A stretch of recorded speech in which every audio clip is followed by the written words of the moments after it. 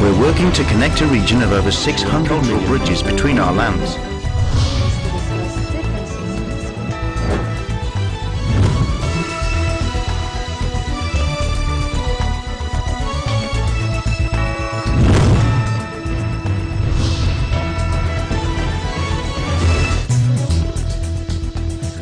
Welcome to Asean in Focus. I'm Kaloy Tabunda from the New Era University Asian Studies Center and Center for International Linkages. For the first time in many years, the Philippines is suffering from a repeat of what happened in 1995, a potential rice crisis. And we are very honored to have with us this afternoon to help us shed light on this issue a very prominent agriculturist. He was formerly the Secretary of Agriculture, the Department of Agriculture during the term of President Joseph Estrada, and he was formerly the head of ICRISAT. ICRISAT is an Indian-based organization, the International Crops Research Institute for Semi-Arid Tropics, which he converted from a struggling institute to one of the top-performing centers of the consultative group on international agricultural research. Presently, he is connected as founder and chairman of the Inang Lupa movement that advocates and calls to action agriculture modernization and rural industrialization anchored on the 4 pillars of inclusiveness, science-based, resilient, and market-oriented development. We have no other than Secretary Dr. William Doliente Dar. Good afternoon, sir. Good afternoon po, Kaloy. Okay, actually, suki kayo dito sa aming programa. Tama po, marami pong salamat. You have guested in some of our programs already to shed light on different issues concerning the development of agriculture in the Philippines. Okay, potential rice crisis. Why is this happening again now? Yeah, unang-una gusto kong pasalamatan po ang iyong programa at saka ikaw to have been invited to this very prestigious program to give my views, you know, being an agriculturist and having been in this sector of agriculture all my life as a profession. Having said that, let me trace back the events at bakit ngayon mayroon potential na rice crisis. Hindi pa naman full-blown rice Hindi crisis. pa po. Pwede pang agapan, pwede pang punuan, pero we are almost at the verge of the repeat of 1995. Una, you know, every country must have to contend kung ilan na ba yung kaya mo i-produce na in this particular commodity rice dito sa ating bansa. You know, you have to really understand what have happened the last 10 years, even earlier.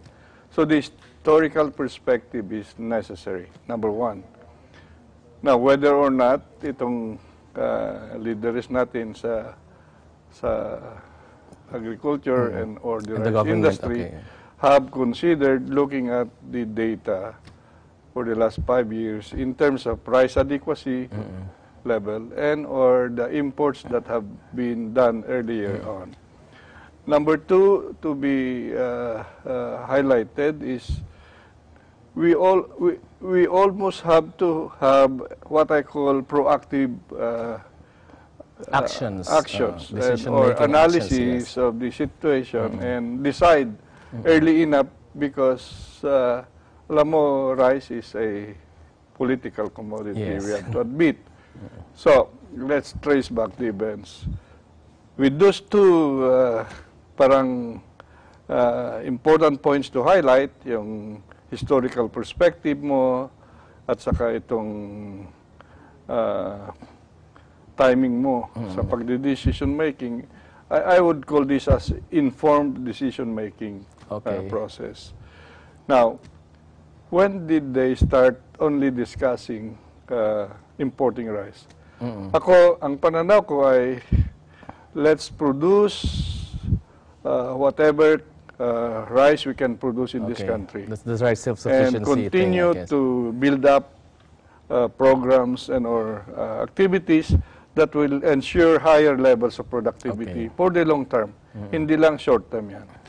So having said that, kung mayroon kakulangan, there are gaps, there are, say, you know, with historical perspective, the gaps would have been, for the last 5 years, nasa level ng 5 to 10%. Okay. Ang dapat import based on the consumption requirements. So which means we should be producing 90 to 95% of our own rice. That's what we produce today.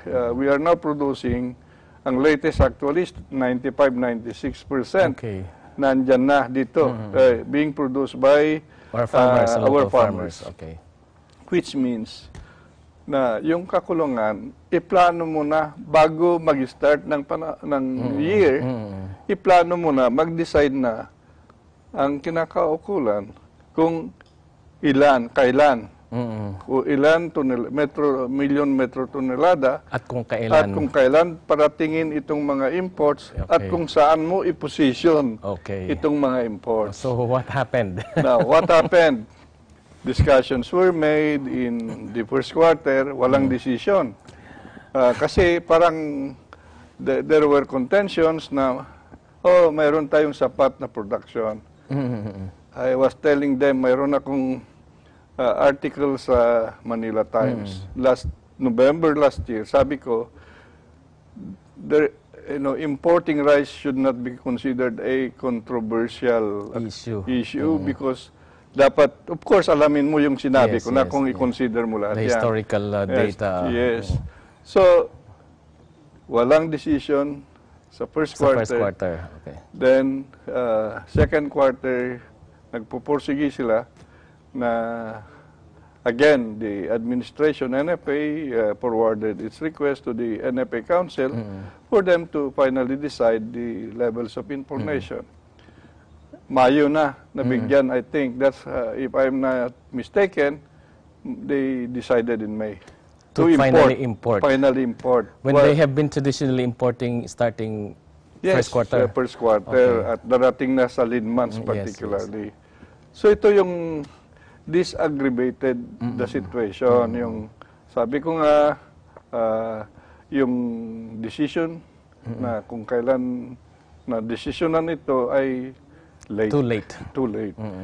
At yung inaangkat ay ngayon lang dumarating at during the rainy season. During the rainy season. Problema ngayon yan. So what how happened? How can you unload much faster itong mga dumating tagulan? You mean to say we don't have the facility to infrastructure to protect the unloading? So anong nangyari doon sa mga na-import? There are reports na may bukbok na ito.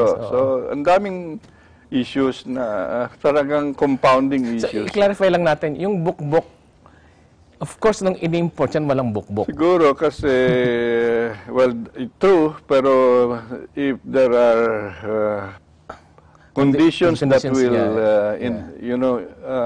lead to yung presence of bukbok na doon. Specifically, ang tagal na naka-stack doon sa barko, so magbubukbok. So now they have to fumigate that. So again, we really have to really contain that this is every Filipino must have to. Ito ay parang it's a supreme requirement na ating gobyerno ay titingnan niya na dapat isang Pilipino, all Filipinos must have to have affordable food. Kasi there are reports that in some parts of Mindanao, rice is criminally, I call it criminal kasi it's 70 to 80 pesos per kilo. My goodness, napakahirap. Tama po. I mean, sometimes it's unbelievable how can they have allowed this to happen. Yes. So, siguro, Kaloy, let me add another point. In importing rice. Kasi alam natin yung mga neighboring countries natin where we are importing rice from. Vietnam, Thailand, Cambodia, yes. We have to understand when is their harvest period. Yes. Bakit kamo? Because these are the times that you can get it at a lower price. Kasi mas maraming stock. Opo, ganun po. Ang Vietnam have 3 croppings a year. Wow. So, yun, dapat na alam natin lahat. At talking at productivity levels, it brings you kung 3 croppings a year, ang productivity level per hectare per year ang Vietnam ay nasa 20.5 metric tons. Anong productivity level ng Pilipinas? With 2 croppings a year, nasa 9.5. So, talagang talon-talo tayo. Talon-talo. Oo. So, which means even our quest for rice self-sufficiency, talagang medyo... It's a long way mahirap. yet. Okay. I can discuss that if we have time. Yes. What must be done? Kasi talagang, well, in brief, I can now early... Actually, we will discuss that. Okay, We'll thanks. discuss about that later when Asean in Focus returns.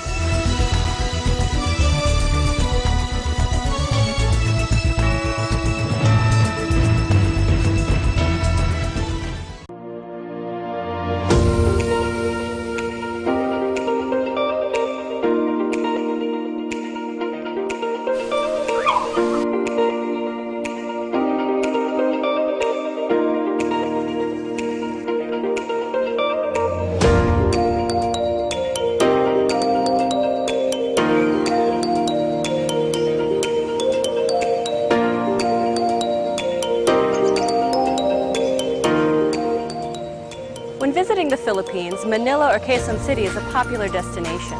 But oftentimes the hustle and bustle of the city can be more stressful on your vacation. So when you feel the need to reconnect to nature or relax again, there's a beautiful oasis just outside of the city called the Garden at Ciudad de Victoria.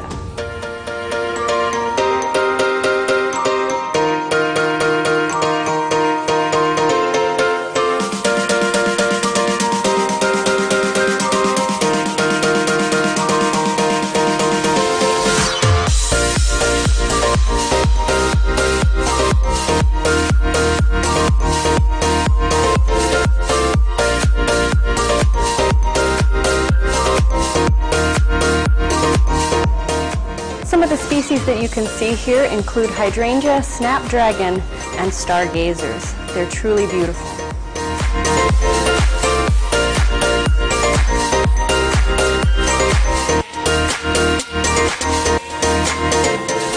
The gardens at Ciudad de Victoria are so peaceful, tranquil, and beautiful that it's become a haven for young couples and a very popular venue for engagement photos.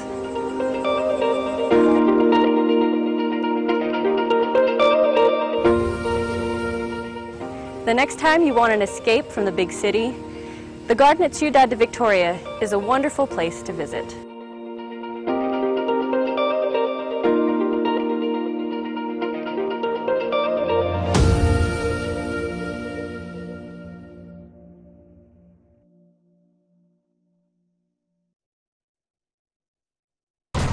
The machine.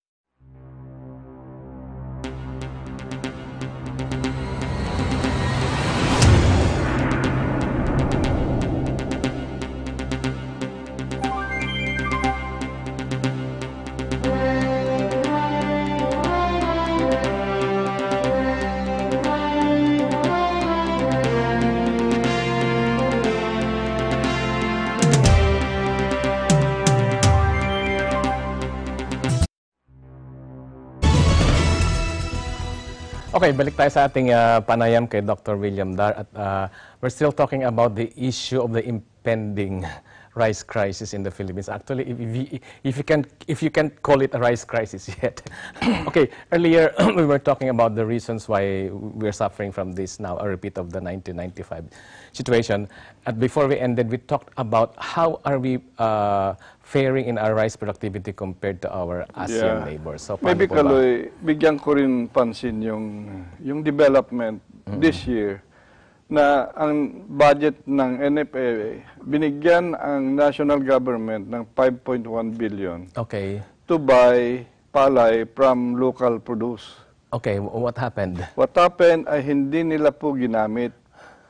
And that exacerbated where did they use the So money? it's not a matter of exporting rice, pero mismong buying rice from our local that producers. could have been a 5.1 good billion. move Hindi na nila binili. buying from our farmers yung local produce, they were given 5.1 billion. So what happened? Ang ginawa po nila as per reports ay pinambayad ng utang nila. Of course, ang claim nila Parang ay sumakit ang ulo ko doon. Sige po. ang claims nila ay para mas marami silang magamit sa pambili ng bigas. Pero kung ano yung nandun sa batas, sinabi nga niya, bibili ka sa local produce.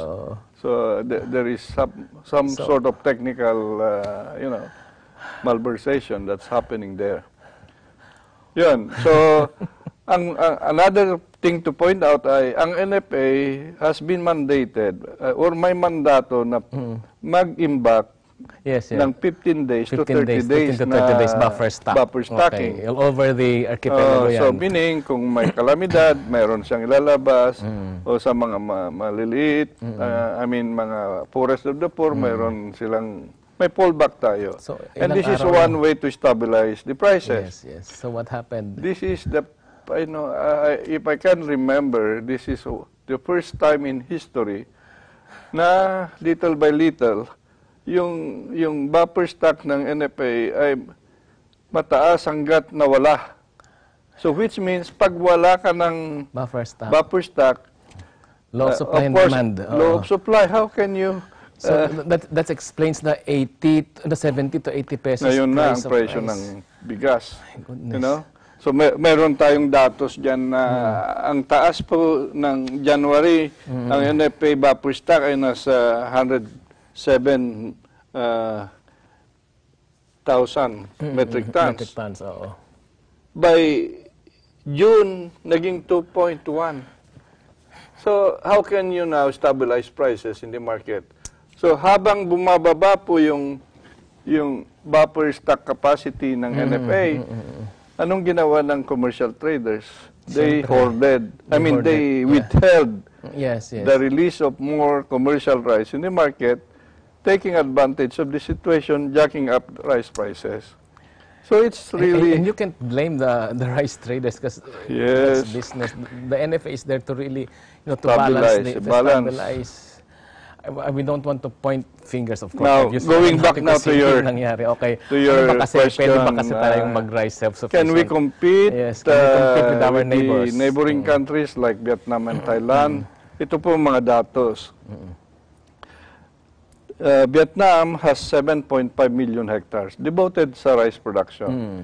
At nasabi ko na kanina na 3 croppings a year. So, sufficiente sila with their population of only 95.5 million. The Mekong River. And the natural resource, which is water, is, 100% irrigation.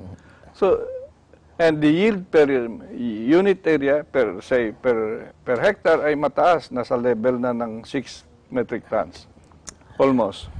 So, yun ang factor. That's Vietnam. Vietnam. Thailand ay mayroon siyang level na 11 million hectares. So, mas malaki pa kasi sa Vietnam. Ang population nila ay 60 million.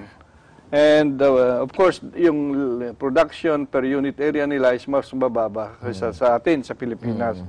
Although, yung cropping intensity nila, because of Mekong Delta, mas mataas, 3 croppings. So they're endowed with all of these natural resources. Yes, endowed in natural resources, even in hectareages. They have a smaller population also. Going back to say, what's the cost of producing a kilo of palay?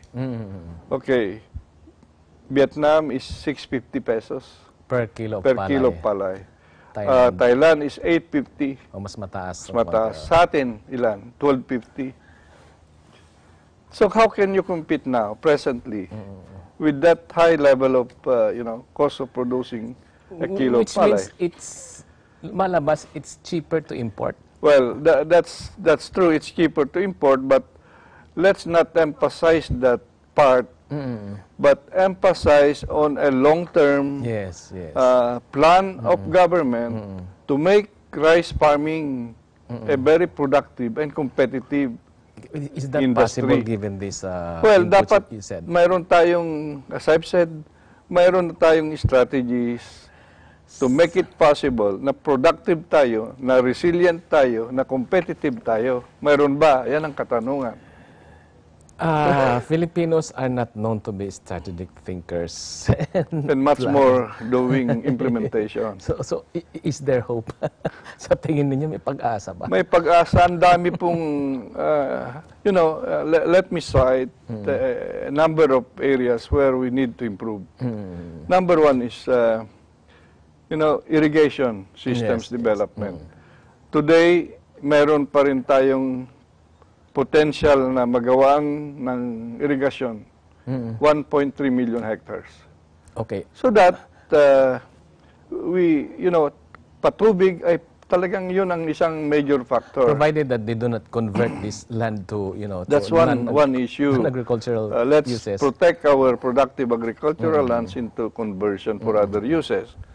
So now, going back to irrigation systems development, you need, if you really have to aspire for self-sufficiency in rice, you accelerate the construction of more irrigation systems. Ano ang data natin? Ang administration, of course, last administration, they only targeted almost 200,000 hectares. Ito ngayon, 400,000 hectares.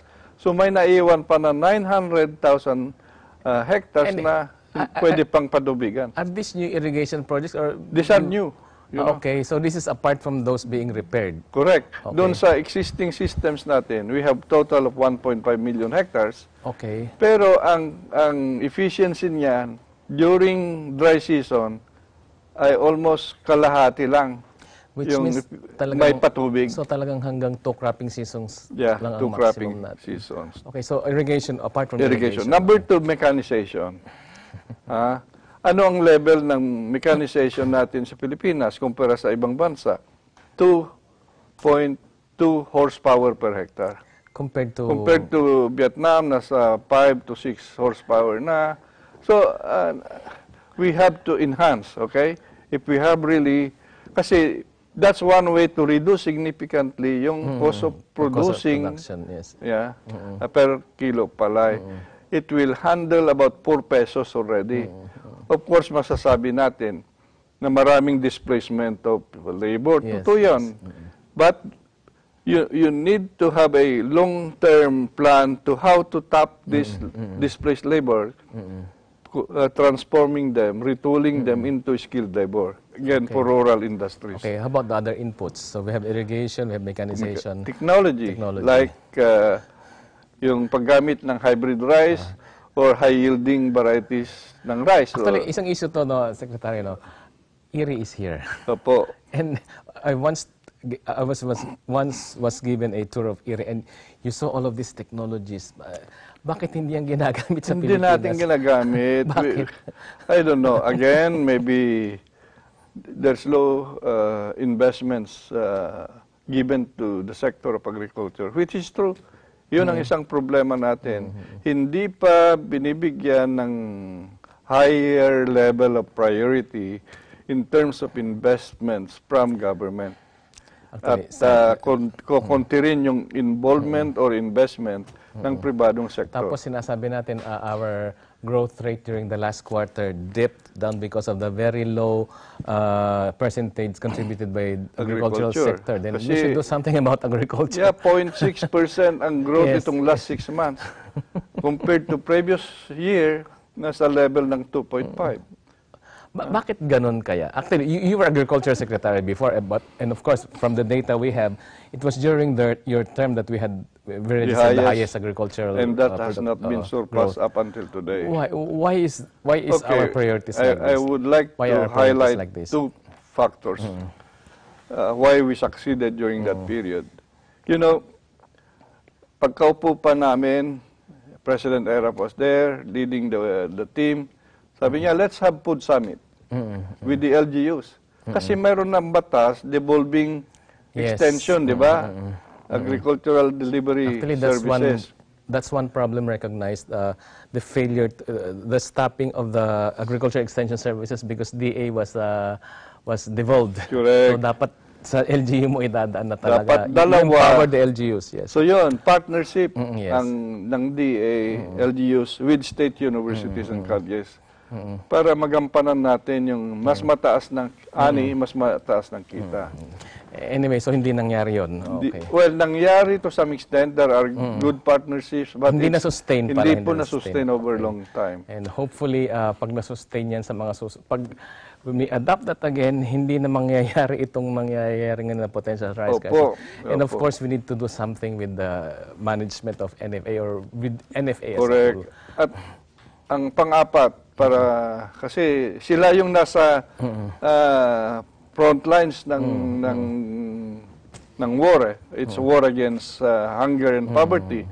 Ang ating mga magsasaka, may edad na, 57 years old average.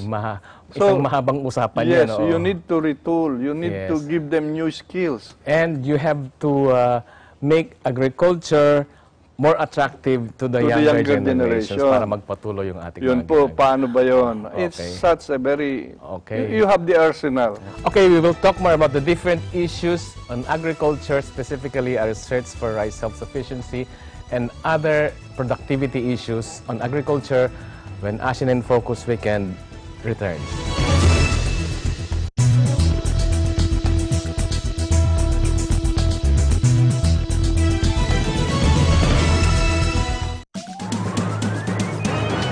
Join the EBC Family Fun Run, November 4, 2018, at the Ciudad de Victoria Complex, Bulacan. Choose from race categories: 1.062 kilometer, 2.5 kilometers, 5 kilometers, and 9.55 kilometers. Registration is ongoing. For more details, log on to www.eaglenews.ph/EBC Fun Run or call 784-7450, local 1162. You may also visit www.facebook.com/EBC Fun Run. EBC Family Fun Run! Ngayong PhilPop 2018, pasok sa top 30 semi-finalist ang dalawang entry ng Pinas FM DJ at Letters and Music host na si Aiki. At kailangan niya ang ating suporta. Iboto ang dalawa niyang entry para makapasok sa top 10 ng PhilPop 2018. Ang Oka, interpreted by Tyro Alfaro and Aiki himself.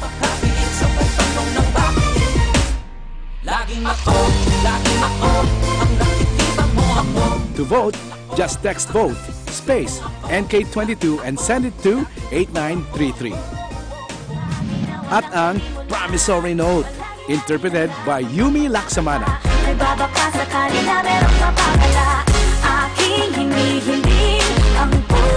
To vote, just text VOTE, space, NK25 and send it to 8933. Voting is until October 12, 2018 at 11:59 p.m. only. Vote now at ating iparamdam ang hashtag Pinoy Music Power.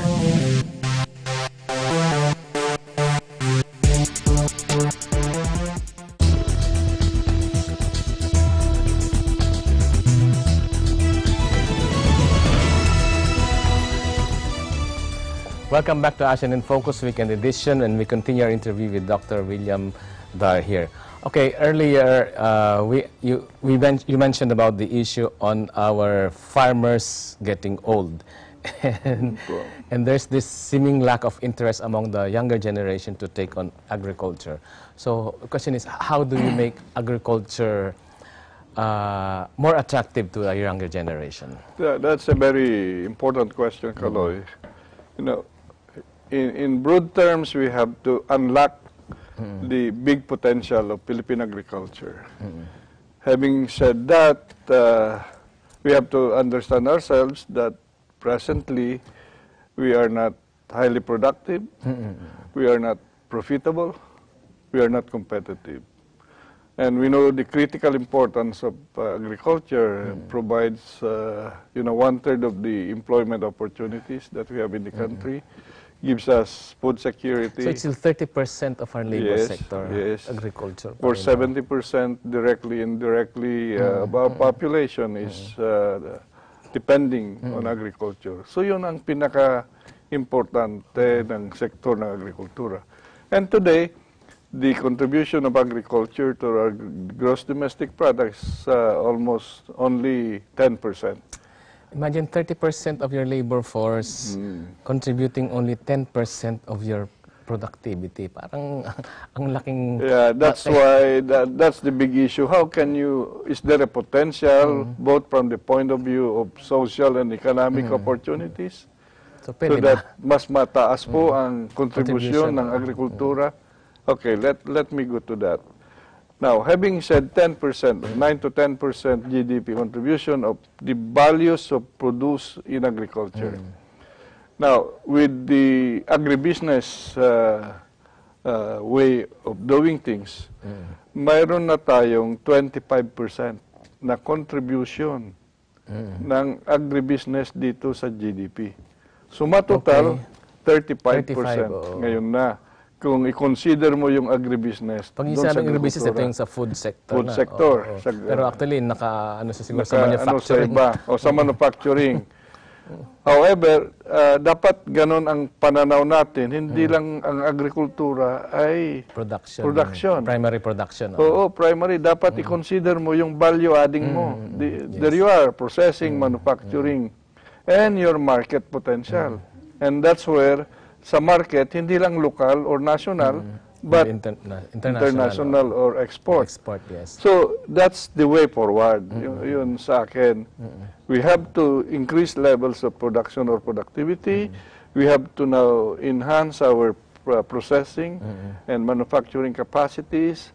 Rural-based industries must be set up, where we have to plan also production volumes that will go to processing, hindi lang yung surplus from present production.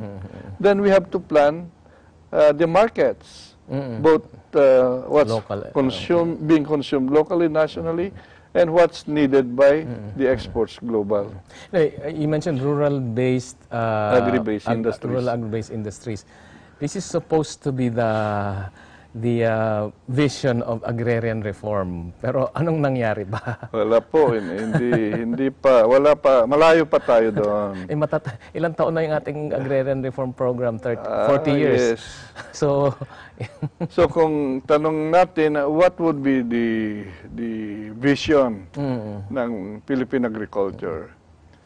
Our vision dito sa ating pag-aaral, kasi tayo sa inang lupa ay ganun po ang ginagawa. We are researching, doing analysis of what's happening, forecasting, having foresight studies.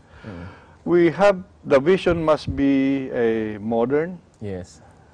competitive, and resilient Philippine agriculture anchored on rural industrialization. Okay. Yun. Hindi mo na mapaghiwalay yung modernization and that of industrialization. Yes. Dapat kasama. So, dati-dati may batas dito sa ating bansa called AFMA. Agriculture and Fisheries Modernization in Pag-uusapan natin mamaya. Ano ba nangyari sa AFMA kasi? Yeah. So, ang ating pananaw now ay dapat hindi na lang AFMIA. What's AFMIA? Agriculture and Fisheries Modernization and Industrialization. Dapat isama na. Okay, pero alam naman natin kung ano nangyari sa AFMA. Anyway, balik tayo doon sa tanong natin kanina, sir. How can you make agriculture now attractive to the youth? Kasi I often ask this because I was involved once in an evaluation of the AFMA performance. And lumabas doon sa isa sa mga focus group discussions na ginawa namin somewhere, I think that's in Davao. Meron nagsabi isang bata youth. Sabi niya, mahirapan kaming pumasok sa agriculture kasi ang tingin sa agriculture ay madumi. Tapos sabi niya, eto nga pag nanliligaw ka pag nalaman nung nanay nung nililigawan mo na ikaw ay magsasaka, hindi ka papansinin. Pero if you're engineer daw, ipagtitimpla ka pa ng kape, asikasuhin ka mabuti. So, may mindset kasi na ganun. May mindset. We have to remove that mindset. How do we remove that Removing mindset that mindset is through agribusiness, okay? As the framework. Having said agribusiness as the framework, we need now, starting from elementary, secondary, up to tertiary, reinvent the curricular programs by way of institutionalizing what we call the entrepreneurial paradigm. Okay. Okay, why? Today, presently, itong mga higher educational institutions, ang paradigm na andun ay, okay, to produce graduates with gainful employment. Yes, Diba? yes. Oo. Dapat hindi lang yon. Equally important is, okay, to produce graduates with opportunity to do enterprise development. Yes. Pagnenegosyo. Much of that is really based on agriculture. Agripreneurship po, that's the Parang way sinasabi forward. na pwede kang yumaman Opo. sa agriculture. There you are. So, we have to make agribusiness as the way forward and see to it that the younger generation understand, they have the mindset, they have the opportunity also to get engaged now by way of providing initially yung venture funds Yes. or the grants that they can use to start up business. Wala bang ganyan sa gobyerno? Wala ngayon? pa. Wala pa po. Diba there's this young agripreneurs program? Yeah, pero hindi pa, wala pang funding.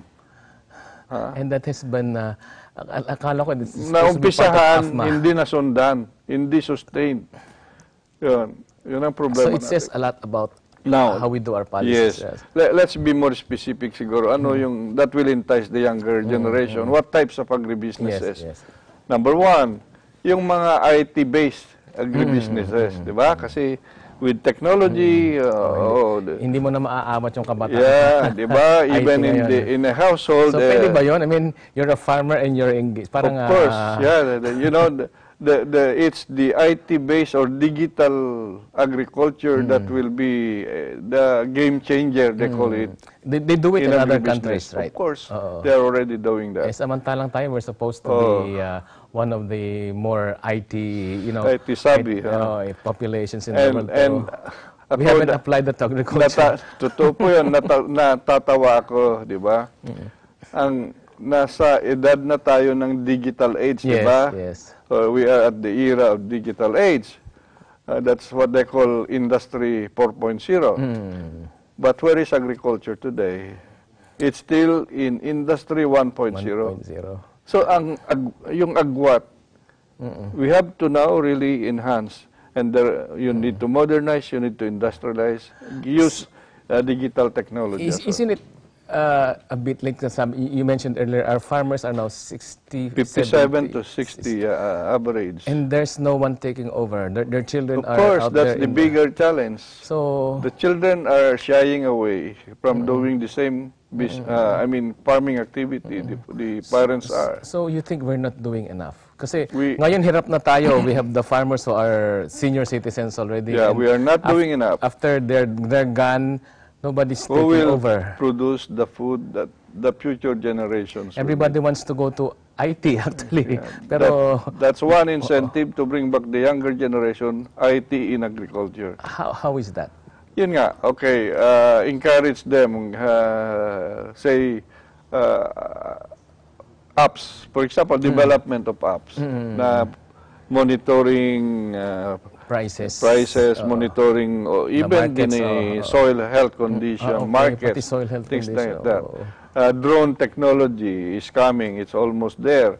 But the thing is, nobody's investing there, even the government. Correct, parang hindi. correct. So, That's why in one of my articles I said, in terms of this digital technology for agriculture, itong mga research institutions led by those funding institutions like DOST-PCAR, DA-BAR, and CHED, they should form a platform with which you can promote these newer technologies that are called digital technologies for agriculture. And sa elementary pa lang dapat pinapasok. Yes. I remember when I was still, anyway, decades ago, when I was still in the elementary grades, we had the subject gardening.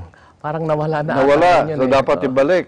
What is Yeah. your Inang Lupa movement doing about this? Yeah, we are advocating again the 4 pillars with which we believe that the Philippine agriculture can grow and develop are inclusivity, di ba?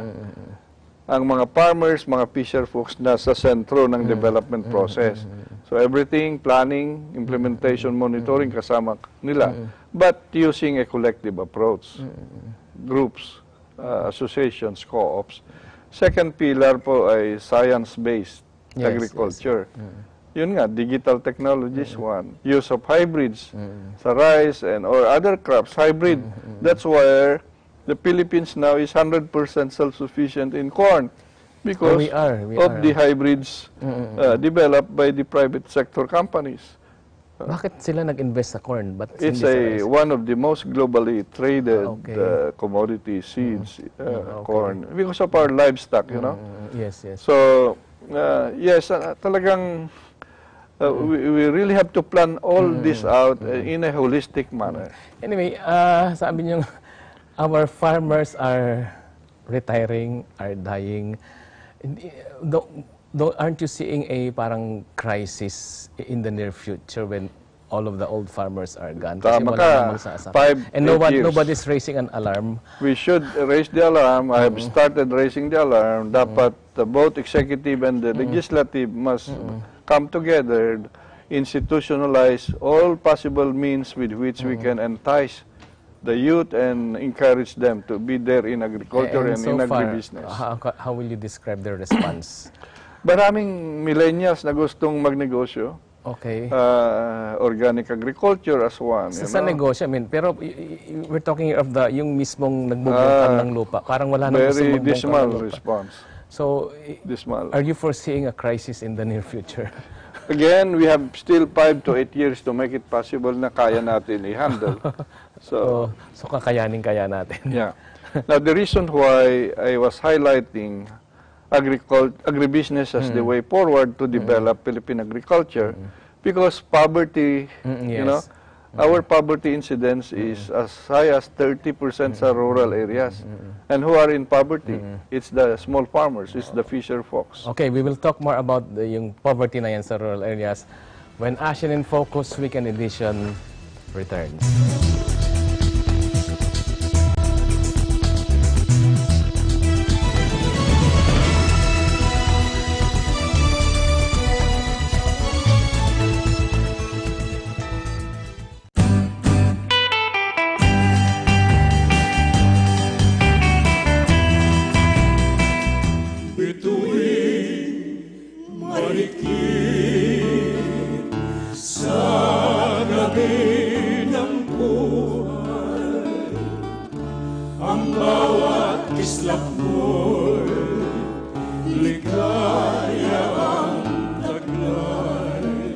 Darating ba siyang kasama ka? Masasalubong man lang ba kita? Mahal kita, kapantay ay langit sinta, at lagi kong asam sa may kapal. Bakit kung sino pa siyang marunong magmahal ay siyang madalas maiwan nang di alam ang dahilan? Sayang lang ang pagmamahal na inalay ko sa'yo. Ano ang kahulugan ng tagumpay para kay Miss Marisa Sanchez? Sa akin, tagumpay ka pagka 3 beses sa isang araw kumakain ka. Yung iba kasi nagugutom, walang makain. Tagumpay sa akin pagka nasa loob ka ng bahay habang may calamity at walang may sakit kahit isa sa pamilya mo. Tama. Sa akin yan ang tagumpay. Ako po si Marisa Sanchez. Panoorin niyo po ako ngayong Sabado dito po sa RYTS. Dito po sa Net 25.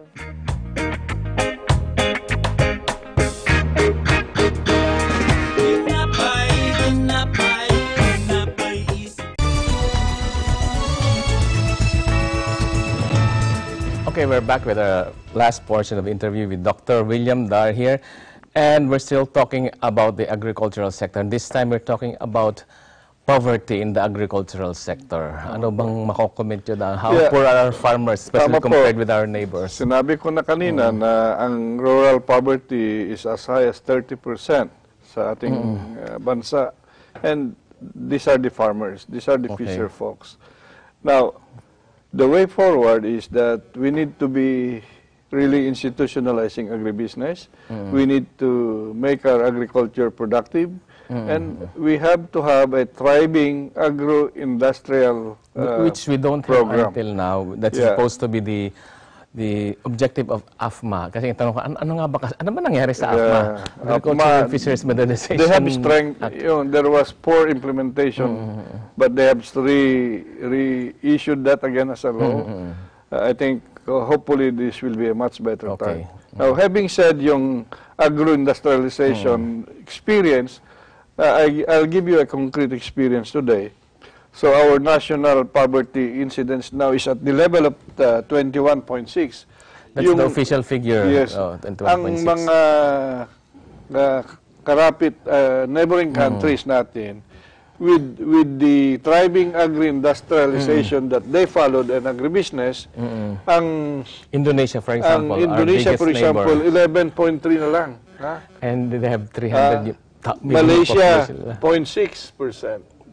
0.606%. Thailand, 10.5%. Yun ang poverty level, ano? Yes. Vietnam is 13.5.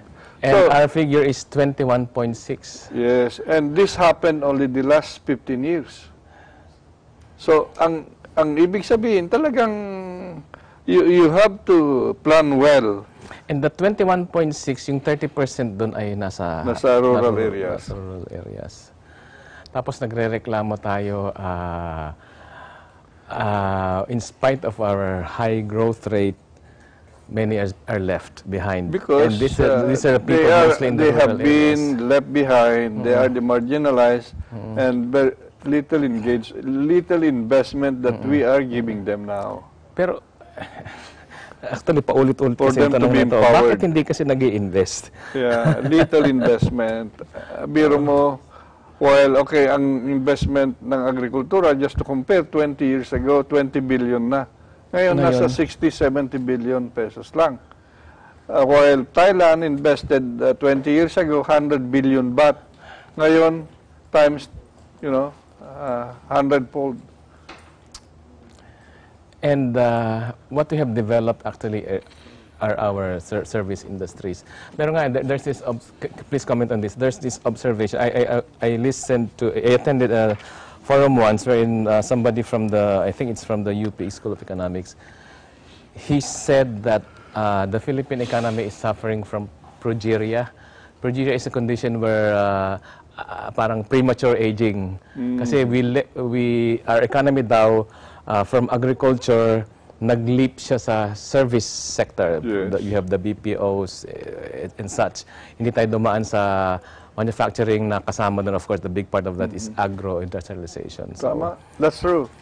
Now, we have to leap to that stage now of agro-industrialization. So, kumbaga, bababa muna tayo. I-elevate natin, bababa natin. Kasi Are you seeing that happening? We don't see, nandun din sa ambisyon natin plano. Pero hindi ko nakikita yung translation of that in say, medium term. Yung nga, we want to lift many of our people out of poverty. And these Filipinos who are in poverty are in the agricultural sector, but we are fishing not investing. sector, Fishing upland areas. And we are not investing in the Correct. agricultural sector. Yun ang number one, low investments by government and private sector in this sector. Another one to highlight, Kaloy, to elevate again the potential contribution of agriculture and agribusiness to the economy is plan early enough your export products. Not only when, haka-haka mentality. It has to be well planned. Long term yan, again. And considering the crops of our neighboring countries, kasi hindi natin pwedeng... Okay, let me cite you statistics. Sige. Ang Vietnam has a balance, or let me have the highest muna. Yung Thailand has a export economy of $42 billion. That's Thailand. Thailand. Indonesia is 36.5. Okay. Malaysia is 26.7. Vietnam is 23.1.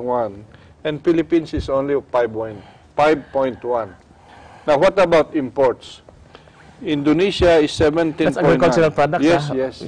17.9. A trade balance of 18.6. Pinakataas ay ang Thailand. 15.7 imports to a trade balance of $26 billion. Now, ang Pilipinas saan? Ang imports natin mas mataas sa export, 11 billion. So we have 6 billion trade negative yun. And we're supposed to be an agricultural There you are. Now, because itong mga countries na ito have more export agri-based oriented products. Thailand, 13 products na nasa over 1 billion category. Sa atin, dalawa lang. Ano yung products It's na yun? the virgin coconut oil and the banana. Otherwise, the rest are in the lower level. Like lower than 1 billion category, nasa $500 million above, apat tayo. Which crops are these? You have a figure? Wala tayo. Pero giving your experience, ano ba dapat yung mga dapat nating i-develop na agricultural products for we export? have a good listing now of products. DTI has a good strategy, but how I wish there should be a convergence of plans and strategies between and among those who are supposed to be involved in our agri-based products export. So, like DTI, of course, DOST because of the technology. Local governments have to be involved kasi nandun ang production sa so kanila. from where you're standing, you don't see this convergence? No convergence meanwhile, only few here and there. Sino dapat ang nagte-take lead nito? Well, again, yung vision, wala. Mayroon lang lately export strategy, but you know, when one of the key agencies of government, which is DA, is not actively involved, I don't know. So, how confident are you? I mean, what is your hope for Philippine agriculture? You know, ako hindi pa nawalan ng pag-asa. Habang buhay may Habang pag-asa. buhay may pag-asa, pero dapat magising na tayo. At mayroon naman mga paraan na maiangat natin ang ating agrikultura. Okay, and there's a way forward. And there is a way forward. Pwede bang ano ito? Okay, Secretary Dar has just published a book, The Way Forward, Modernization and Industrialization of Philippine Agriculture. Saan ba pwedeng yan ito? Saan ba pwedeng ilapit? Ayan, The Way Forward. This was launched just recently. Yeah, last week. Last week. Last Thursday. Last Thursday, so Yeah. this last week of August. Last week of August. No, this September only. This September, first week of September. Okay. So, ano ba tungkol saan ba itong libro nito? The Way Forward, Modernization and Industrialization of Philippine Agriculture. This in cooperation with the Bureau of Agricultural Research from the DA. So, what is your book about? Is there hope here? Yeah, that's the hope. The way forward is for the Philippines to modernize and industrialize its Philippine agriculture. It's agriculture. So, may hope naman. May pag-asa. May pag-asa. So, this is a compilation of your columns published in the Manila Times. So, in short, ano yung sinasabi nito? Ang sinasabi, let's have a long-term plan of ensuring food security in this country, and how can we make it productive, profitable, and competitive. Okay.